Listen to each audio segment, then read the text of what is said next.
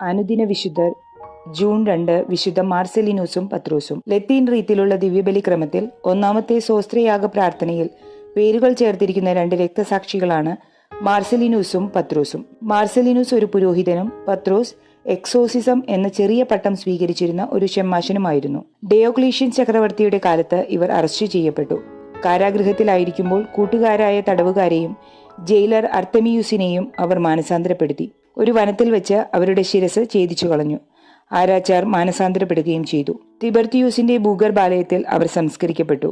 ഡമാസൂസ് പാപ്പ ഇവരുടെ ശവകുടീരത്തിൽ ഒരു സ്മാരക ലിഖിതം കവിതയിൽ എഴുതി വെച്ചിട്ടുണ്ട്. ലാവിക്കൻ റോഡിലുള്ള ശ്മശാനത്തിൽ കോൺസ്റ്റന്റീൻ ചക്രവർത്തി ഈ രക്തസാക്ഷികളുടെ ഓർമ്മയ്ക്കായി ഒരു ദേവാലയം നിർമ്മിച്ചു. ഇവരുടെ രക്തസാക്ഷിത്വം ആദിമസഭയ്ക്ക് ഒരു ശക്തമായ പ്രോത്സാഹനമായിരുന്നിരിക്കണം. അതുകൊണ്ടായിരിക്കാം ഇവരുടെ പേരുകൾ ദിവ്യബലിയുടെ പ്രാർത്ഥനയിൽ ചേർത്തത്.